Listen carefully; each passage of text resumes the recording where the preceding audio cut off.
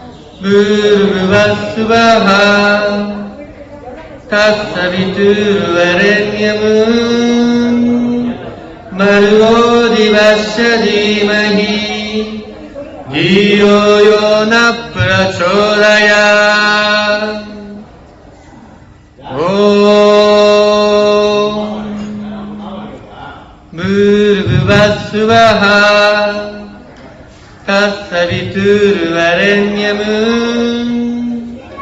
भर्गो दिवस्य धीमहि पोट्रि कैलवनाने पोट्रि पोट्रि गोपिका जीवनस्मरणं गोविन्दा गोविन्दा जानकी कान्तस्मरणं जय जय राम राम जय भगवान महाराज की जय हे महत्कलक्ष्मी सौभूषकलक्ष्मी सर्वदत्तं शोधयामि स्वाहा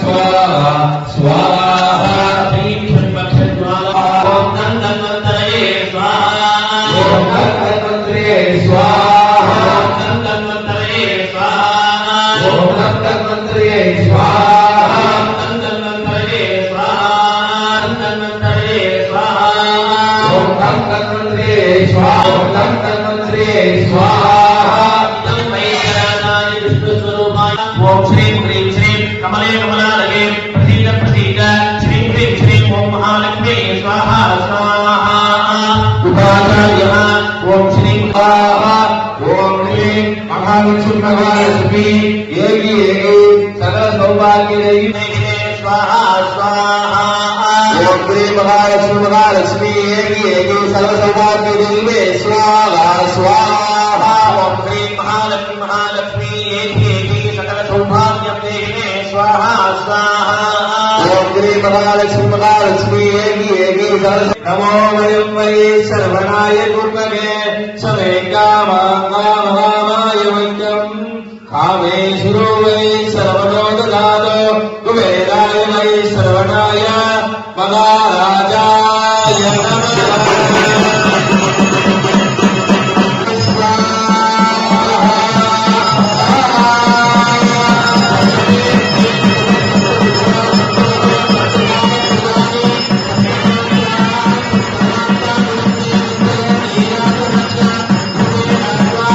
उपाचार्यः ॐ श्रीं स्वाहा ॐ ह्रीं महालक्ष्मी महालक्ष्मी एकी एकी सकल सौभाग्यदेवी स्वाहा स्वाहा ॐ ह्रीं महालक्ष्मी महालक्ष्मी एकी एकी सकल सौभाग्यदेवी स्वाहा स्वाहा ॐ ह्रीं महालक्ष्मी महालक्ष्मी एकी एकी सकल सौभाग्यदेवी स्वाहा स्वाहा ॐ ह्रीं महालक्ष्मी महालक्ष्मी एकी एकी सकल नमो वयं वै सर्वणाय गुरुमगे समे कामाय वैद्यं कामेश्वरो वै सर्वनो ददातो कुबेराय वै सर्वणाय महाराजाय नमः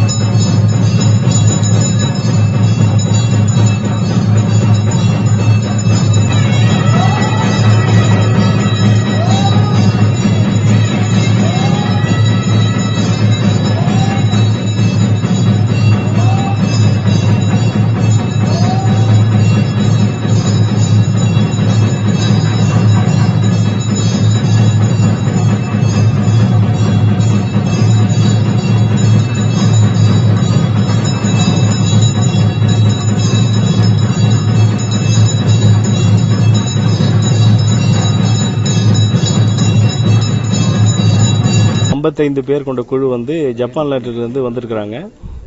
ஜப்பான் நாட்டில் வந்து சுப்பிரமணியன் கோபால் பிள்ளை சுப்பிரமணியன் தலைமையில் வந்து ஒரு ஆன்மீக வழிகாட்டுதலில் இவர்கள் 55 பேர் வந்து பாண்டிச்சேரிக்கு வந்திருக்கிறாங்க. இவர்கள் வந்திருக்க காரணம் என்னன்னா, 24ஆம் தேதி பழனியில் ஒரு முருகருக்கு ஒரு தமிழ் மாநாடு நடக்க இருக்கிறது. அதில் கலந்து கொள்ள புலிப்பாணி ஆசிரமம் தலைமையில் இவர்களுக்கு அழைப்பு விடுக்கப்பட்டது. அந்த அழைப்பின் பேரில் இவர்கள் இங்கு வந்துள்ளார்கள். இந்த மாநாடு சிறப்பாக நடைபெற இன்று மணக்குள விநாயகர் கோயில் சிறப்பு அபிஷேக ஆராதனை செய்து அதற்கு பிறகு சாயந்தரம் வந்து பிரத்யங்கர கோயில் வந்து சிறப்பு யாகம் நடத்திருக்கிறாங்க. இதற்கு பிறகு 25ஆம் தேதி இந்த மிகப்பெரிய புலிப்பாணி ஆசிரமத்தில் மிகப்பெரிய யாகமும் சங்காபிஷேகம் நடக்க இவங்க வந்து முடிவு பண்ணிருக்கிறாங்க. இது வந்து வெற்றிகரமாக நடக்க இவங்க வந்து வேண்டுதல் பண்ணிட்டு இருக்காங்க. முதலீட்டார் மாநாடு இல்லை, அது இன்னும் கலந்தாய்வு இன்னும் முழுமையாக இல்லை. இப்போ வந்து இவங்களோட திட்டம் இந்த மாதிரி இருக்கு, இந்த மாதிரி பண்ணணும், முதலீட்டாளர்கள் இது பண்ணணும்னு சொல்லிட்டு இருக்கு. அது தமிழக அரசு வந்து இதில் வந்து நமக்கு வந்து இந்த அரசு நன்றாக செயல்பட்டு கொண்டிருக்கிறது. அரசு நமக்கு ஒத்துழைப்பு தரும்னு சொல்லிட்டு நாங்கள் நினைக்கிறோம். முதலமைச்சருக்கும் நாங்கள் வந்து ஒரு விண்ணப்பம் கொடுக்கலாம்னு சொல்லிட்டு இருக்கிறோம். என் பேர் முருகன். சுப்பிரமணியன் கோபால் பிள்ளை ஜப்பானின் தொழில் அதிபராக இருக்கிறார்கள். அவருடைய சகோதரன் நான். Born myself, and this year I feel that so every negative it's energy, and the negative feeling is everything firing and destroyed from my soul. So my feeling is very, very fresh, and also very getting the big energy from the fire. And also I admire the God, so really, very sincerely. So from the bottom of heart, I thanks for all God, and also all nature and sky and the sun and everything.